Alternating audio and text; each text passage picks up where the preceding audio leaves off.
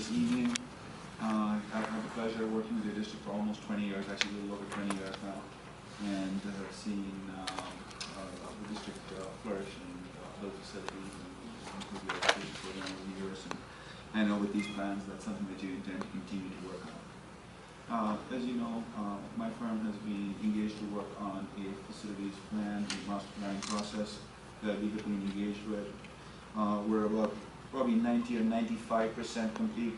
My staff told me I could not hand out this document even though it's done because it hasn't been fully proofread, but it's going to be shared with your staff first to make sure we've got all the I's dotted and the T's crossed, and very shortly we're going to come back to your board at the board level to present the findings of the results.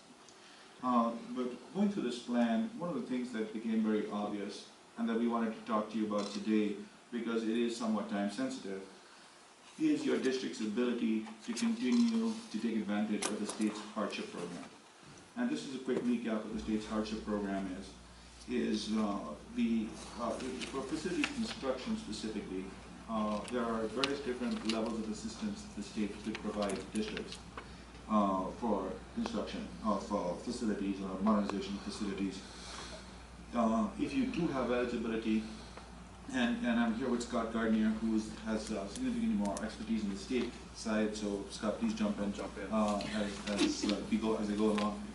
But there's either one of the programs that a district can take advantage of, if there is eligibility, is to take advantage of the state matching program, which is either 50-50 or 60-40, depending on the type of construction program that you have. And the districts use that program in the past. If you recall, some of West Park was a 50-50 essentially matching program. Right. So you've been very fortunate to leverage state dollars whenever they were available to you. So you've taken great advantage of it. The other program that's available to certain districts, if you meet certain criteria, which is a little more stringent, is the hardship program. What the hardship program says is that if the district has incurred a certain level of indebtedness, a certain maximum level of indebtedness, and is not in a position to issue additional debt based on that calculation, then you're exempt from having to come up with your local match, or at least your local match dollar for dollar, and your match component is actually funded by the state itself. So in that case, instead of getting just 50% of the construction cost, you could get substantially more than 50%, 70, 80, 90%, depending on where exactly you are. Your district has very successfully taken advantage of that hardship program in the form of being able to get a planning grant, which is funded the planning costs for most of these. As you may remember, recently the district got a grant of about $8 million. The requirement at that time was that the district stay at a 60% of its bonded capacity. And I'm going to go into a little bit more detail what it means, but I want to start with an overview. And at that time, we qualified to stay within 60% of our bonded capacity. About a year ago, when there was the significant jump in assessed valuation of the district, which is good news with the wind farm coming in.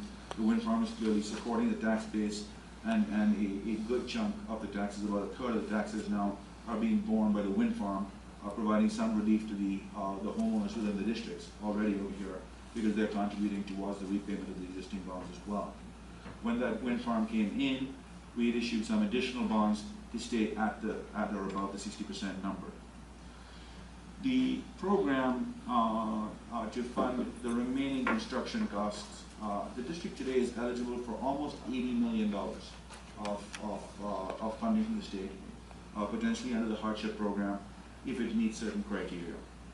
One of the criteria that is expected to change, and I wish I had more definitive news for you, but as you may be aware, the state bond is still a bit in a flux on the November election. It's been through the Assembly, it's been through the Senate committees, it has yet to go to the Senate for approval, and then it would need to be signed by the governor. I believe there's an extension that's available for the legislature to go beyond August 8th. Right.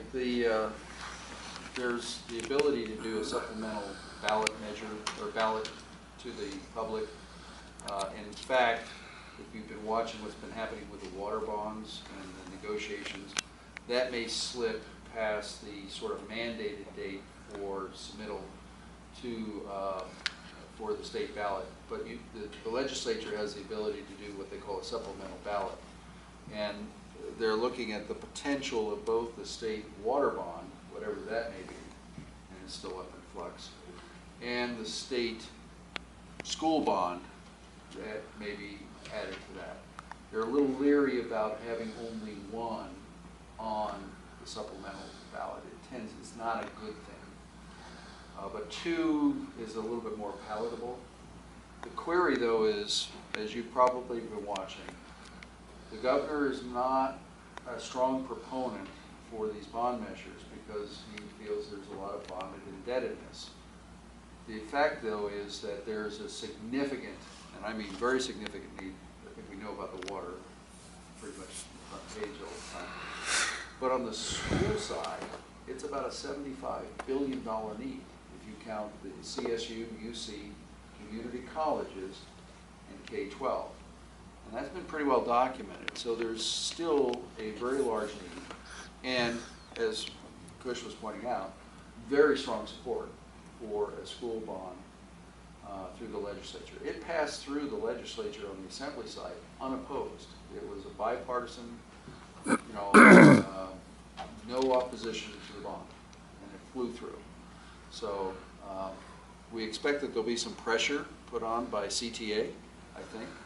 You probably are aware of that, to the governor. But we expect that the two bonds will come up almost simultaneously for review. Qualify for a hardship status. What was a 60% number, which we're above 60% right now, is going to be increased to 100%. So there's a demand that districts to be able to participate in the hardship program, where they do not have to come up with a local match, would have to generate be at 100% level of capacity, bonding capacity, to be able to participate in that. What I'm going to be discussing this evening is that while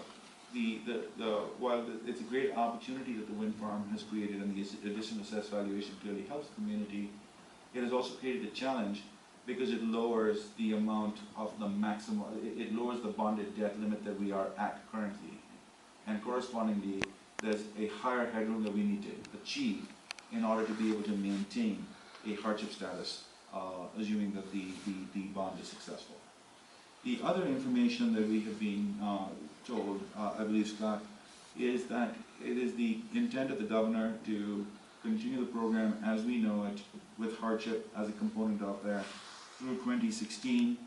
There's some speculation that subsequent to 2016, that hardship is likely not to be an ongoing component of school funding at the state level. And again, a lot of these things have been coming to the forefront probably in the last 30 to 45 days, as the legislature started to recognize that the governor had some real concerns. So the issue of the bonded indebtedness was put on the table as one element to sort of placate the governor's concern about taking on additional debt. That if we raise that indebtedness level to 100%, in fact they started I think at 80%, and through negotiations it became very clear that the governor wanted to see it where it really became only for districts that clearly had no real means of raising funds of any substance. And this tends to be the very small school districts, the 1 and 2 school districts that don't have a huge base for a tax base. So it was a compromise, but to get the bill moving through, this is where the legislature felt they had to take it. So it's putting a new wrinkle in the game plan, so to speak. It was certainly at Tropico, the purpose of building the new sort of Rosamond / Hamilton Elementary on this end of the campus. This end of the campus here. Is again to provide permanent housing for your elementary. And then certainly at the high school, we're lacking a lot of facilities that really, from an eligibility standpoint, we need some permanent classrooms, but we've also designed a lot of specialized science labs and so forth to kind of keep us moving towards what I would consider 21st century facilities. were talking about your one-to-one program as you continue to roll that out, and the technology support that needs to be in these classrooms is going to grow pretty exponentially over the next several years.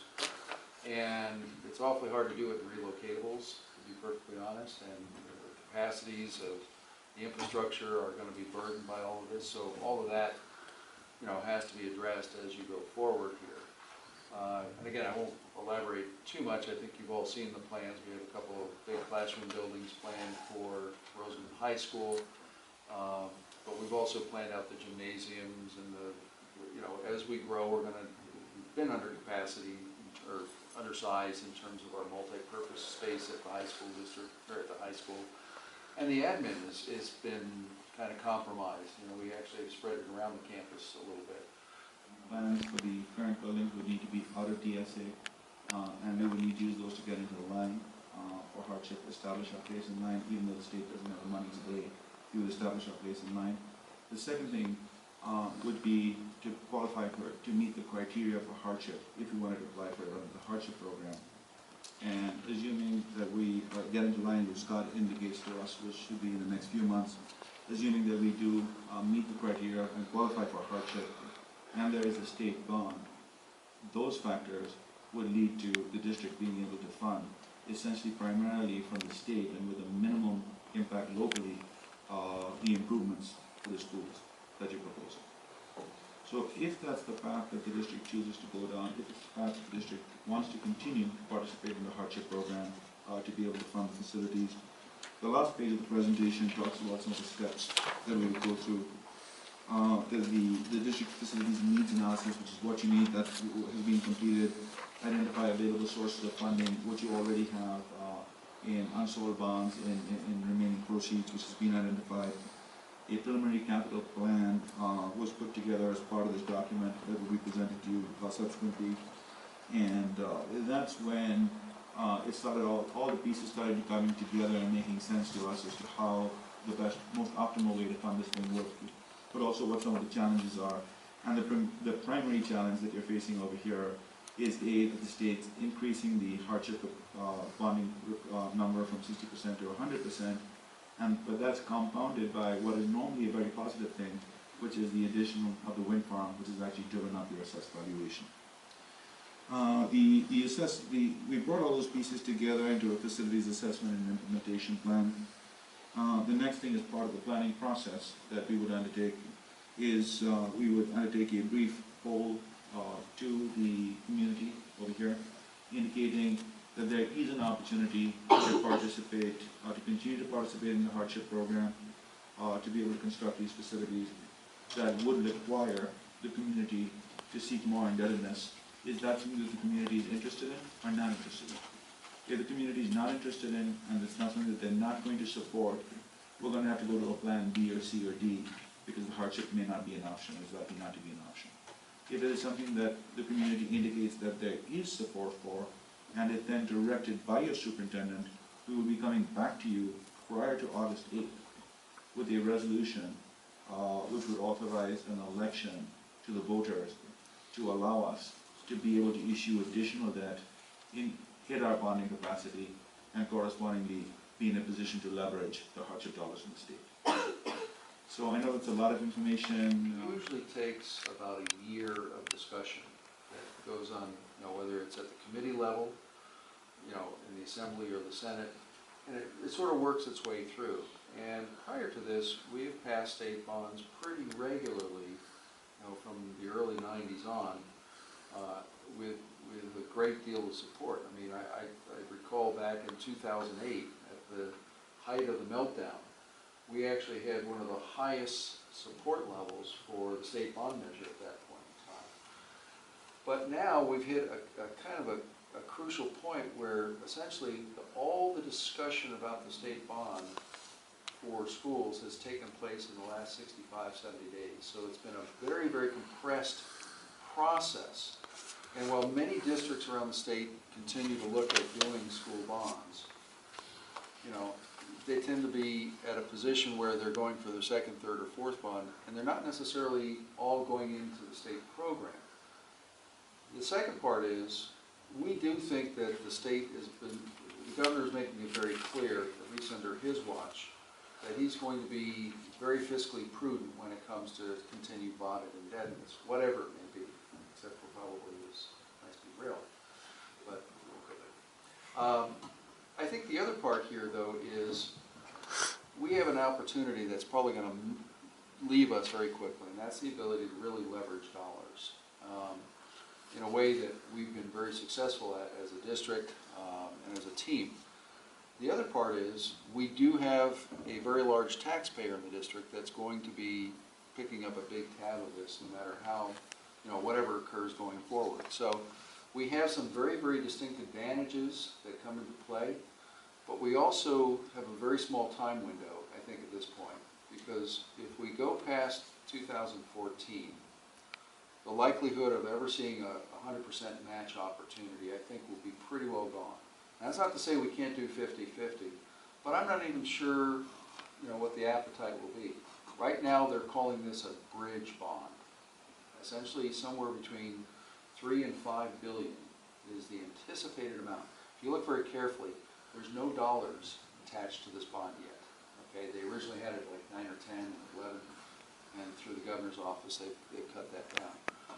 Well, that means they're basically just looking to see what they need to fund until 2016. So there's very short windows, whereas the previous bonds that the state did went on for 4 to 6 years at a time, and they were pretty substantial. They were in the 12 to $15 billion range. You may remember those.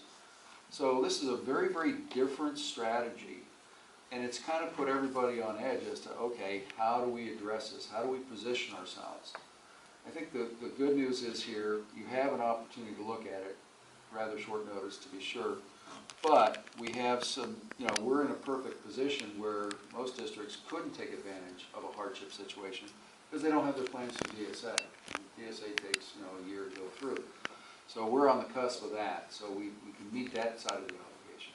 And the other part is we have a local taxpayer that's going to be a 1/3 player in the overall tax bill. So in some ways you're sort of leveraging it already with that as an advantage, but I think the other part is if we don't do this, when will we be able to build these schools? And the truth is, we might have to wait another 4 years, before that opportunity, or at least another 2.5, 3 years before we could get to that point. So it's kind of a strange sort of perfect storm situation in some regards, but at the same time, it's a distinct advantage for the district if you were to consider moving forward. For schools, they're attaching the caveat of 100%, right? We think that's, yes. Because that it wasn't before, No. because on all the other ones. It was always 60%. Right. Okay, but the last bond measure occurred before the governor got elected. Okay. Right. Governor Brown has been very clear about not taking on bonding indebtedness, so he's pushed hard. The water bonds are getting hammered on this very same issue. How much, how big, when would we issue those? And everybody thinks, well, we get the water bonds, we'll have free water. Well, it's going to take you 10 years to really see a lot of that materialize. So that's why you see this much smaller bond with these higher caveats of 100% bonded indebtedness. Essentially, they want more districts to be participatory in the process. So they want, unless you are in a really unusual situation, a very rural district comes to mind, or a district that just has no capacity to raise any significant funds, everybody's got to chip in. That's his kind of belief in it. The logic of going up to 100%, yes sir, which is different, it has been 60% in the past. The logic of going up to 100%, we believe is, at 60% you're not really in a hardship because you still have 40% of headroom which you could go to, technically, and that the local voters could participate in. At 100%, you have reached your cap. And that does, in a way, create us a slight advantage because even if there's a statewide bond, there'll be competition for the dollars. There's a lot of districts that are at 60% of their bonding capacity. There's not a lot of districts that are or will be at 100% of their bonding capacity. And that will potentially make, decrease the competition for the hardship dollars. Well, and a good example of that is most of your urban districts will will not be able to get to their 100%. That's going to, and they have been the biggest players in the state bond program, LAUSD being probably the largest. So I don't know that a whole lot of districts are thinking in this strategy yet. They just haven't had much time to really consider it. And those bonds that I'm aware of that are going out typically are for bonds where they don't have any opportunity for matching. For instance, I was down at ABC Unified last night. They did modernization. They're very stable districts, so they're not growing. So they don't have a lot of growth eligibility. And they did their modernization 15 years ago, so they don't have any modernization eligibility. But they need funds to continue to replace and build things, even though they're stable. So a lot of districts find themselves in that position where they're not going to be able to leverage the state program given these parameters. Does that help you a little bit? Well, I caught it the first time. It's kind of hard to believe that they changed the game. I know. Yeah, I mean, they okay you, and they think, oh, we just changed the game here. Yeah, I would say, look at it this way, you got 8 million, you know, as part of the original deal, which is not bad, that's free and clear by and large. And a lot of districts didn't even get that. Right.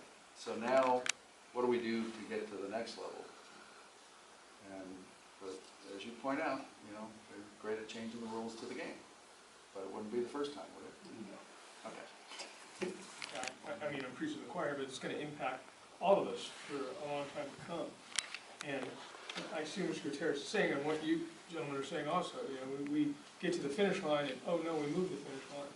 So, It's a good way of looking at it. you know, and so and then too, we're coming down, you know, we also moved the finish line, and now we've changed the stop time, so now it's, you know, we have to work on this, and it has to be done rather quickly, you know. So, you know, with all that being said, it is a big decision, and it's not a cumbersome decision, but it's a decision that the voters here will, you know. I guess what I would say is, you know, I'd present to you the alternatives, or at least say, look, here's an opportunity to let the voters decide. That's really what you're doing should you move this forward. You're not making that decision. You will rely on the voters to say yes in that fashion. And they have supported you in the past. And I think, you know, you, under your leadership, you have shown that you're good stewards of the funds and that you're good stewards of creating an excellent educational system. So you have some very positive things happening for you right now that the voters, I think, would reflect on in a positive way. The challenge is, okay, are they willing to accept a little bit more burden?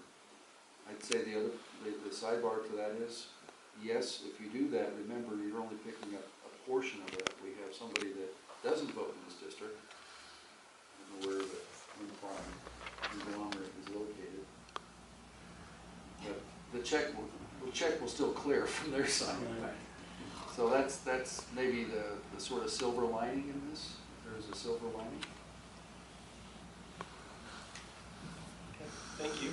Thank you very much.